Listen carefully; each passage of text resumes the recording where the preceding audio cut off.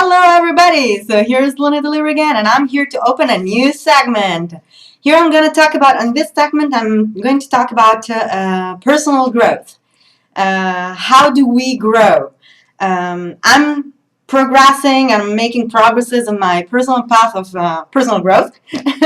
And therefore I feel that right now I'm getting to the point where I can actually start helping people with sharing some advices on how to do some things in which I'm good. So I will start from the issue that I've been facing the most recently and that I have been solving. And I'm going to talk about how to use extroverted feeling. If you're an ENFJ, you're better than me at that, and I'm not talking to you. I'm talking to all of the TI users, TI egos, and eventually INFJs and ISFJs that feel they need to get more in touch with their extrovert feeling. How does it work? What does extrovert feeling do? In this specific video, I'm going to touch one specific aspect of extrovert feeling. And this specific aspect of extrovert feeling is expressing emotion and delivering emotional states. That's one of the main characteristics of extrovert feeling. Creating an emotional atmosphere and spreading this emotional atmosphere.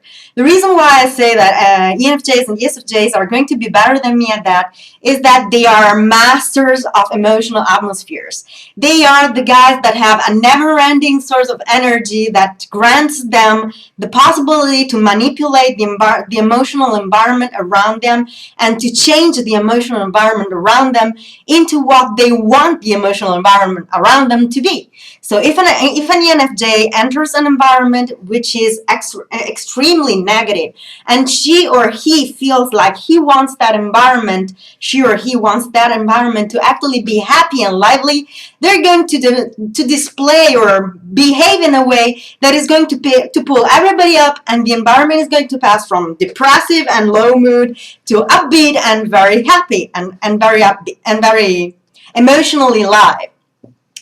So how do you do that? How can you use extrovert feeling to manipulate the external environment?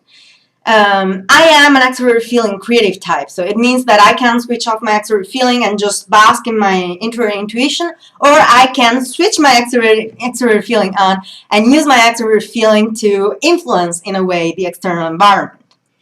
How does it work?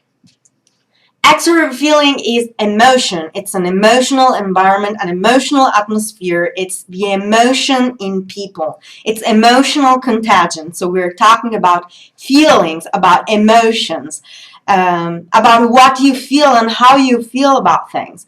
What makes you happy? What is that raises your passion? What is it that makes you explode in happiness? What is it that makes you feel that strange way that makes you want to talk about something? What is your greatest passion? What do you love the most? What is the thing about which you would talk forever? That's the theme, that's the topic, that's the matter, the core from which to start. Talk to people about what makes you truly happy. Talk to people about, teach people about what you know well and what you're good at. What makes you alive? What makes you what lights up your emotion? What lights you up inside? What makes you feel alive? When people around me that have a weak or no introvert feeling tell me that they're trying to figure out what they like, I usually tell them, you're an extrovert feeling type. Do not focus on your shadow functions for MBTI or your low functions, low unvalued functions for socionics. That's not the way to go. You're an extrovert feeling Loony type. What makes you absolutely happy? What is it that you truly, deeply love doing? Just to give you an example, and to show how extrovert feeling can develop in telling a story about something that you care about, we have a castle over here in the hills close to my home, and it's called Montebello. Montebello, that's the Italian pronunciation. This castle has the peculiarity of being built around a rock. So one of the walls of this castle is actually is actually the peak of the mountain. So this is a high mountain with this high peak, and one of the walls of the castle is actually the mountain. I find it fascinating. Anyway, this castle has started being built during the Roman Empire, and it's one of the highest peaks in the hills of the Italian Pennines in the region where I live. It's one of the highest peaks, and it actually has a view of the whole plain around Ravenna, Venice, and that plain. It's called Pianura Padana in Italian. So it sees all the area above Rimini, Ravenna, Forlì, and all the area around here. It watches over the whole area. And the Romans actually chose that specific location because it gave them the possibility to protect their camp. And from there on, they started building around this rock, and they started building a structure. That structure developed over time, and it became Montebello. Why is Montebello so famous? Montebello is famous because it's where Azzurina used to live. And Azzurina was a little girl that one day lost her bowl in one of the lower chambers. It was a closed chamber without windows and without doors. Her bowl fell down the stairs into this chamber. It was one of those chambers in which in the past they used to keep ice. And when the ball fell down the stairs, this little girl ran down and got to catch the ball, and she never got out. Her bodyguards went down and tried to look for her. The chamber was empty. The girl was nowhere to be found. This girl was an albino, and we are talking about Middle Ages. So she was an albino, and she disappeared. She literally disappeared in her own home. She was being kept in Montebello, sorry. She was being kept in Montebello because her parents knew that if she had been spotted by the locals, she would have been murdered because of being an albino.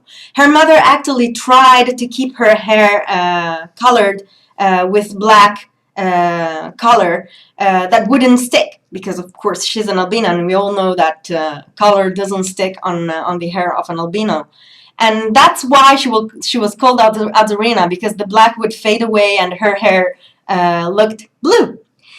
So the peculiarity of this castle is that every 4 years, if I don't go wrong, if I recall correctly, it's every 4 years, during a night of storm in autumn, the voice of this girl screaming Aloisi and looking for the ball is to be heard in the castle. They're making researches with paranormal instruments, and there's the Paranormal Study Center of Padua involved in the whole thing, and they're making studies about this. And this voice keeps coming up every 4 years, that night, which is the night when Azzurina actually disappeared. And this voice is to be heard. And they actually, when you go do the visit, you can choose if to go during the day or during the night. If you go during the day, they're going to make the historical visit where they explain you everything about the Roman Empire and how the castle was built and who the families that lived there during history were and all this kind of stuff. Whereas if you choose the night visit, they're going to show you all the mysteries of the castle. There's one of those boxes that are also a bench to sit on, and it has very weird very weird Arabic drawings and paintings.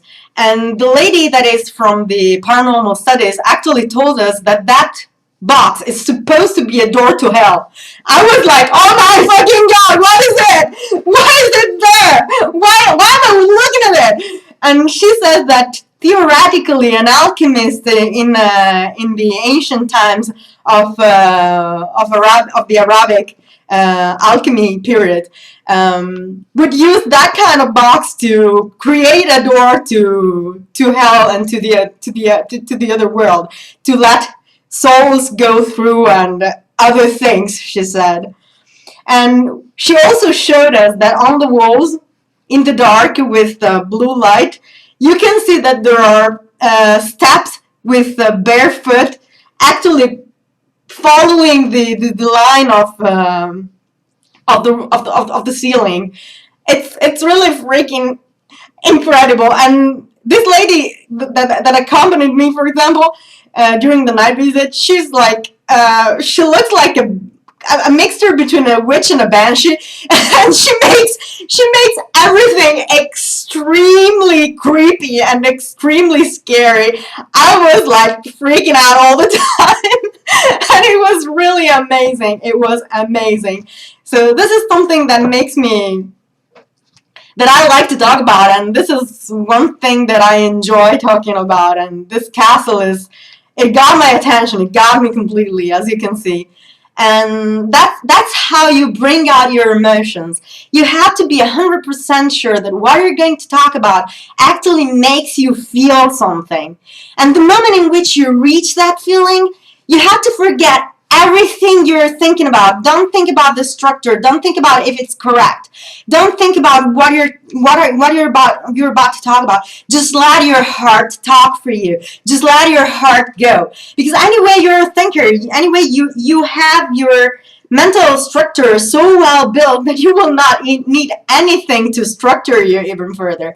So just let go of that structured thinking and just let your heart talk about something.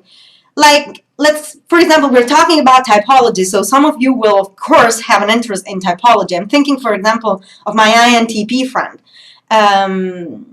Those of you who have this interest in typology, try to make a video for yourself or talk to your friends for yourself about your favorite type, your absolute favorite type. Hopefully it's not your own type, but if it is, that's good anyway, because that's a form of self-love, so we appreciate that.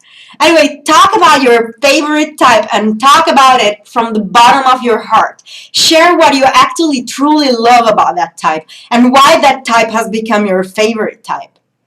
Show your emotions. Don't be afraid to open your heart about what you actually love and what you actually enjoy. That's how you bring out that extrovert feeling. That's how you can actually express emotions, and that's how you can bring people to be interested into what you're interested yourself. So these are just a couple of tips from an FE creative type. ENFJs and ESFJs will sure have even further tips for you if you know any, and they will be sure happy to share their knowledge and their feeling of extrovert feeling. I hope my insight helped you, and I will talk to you soon. Bye!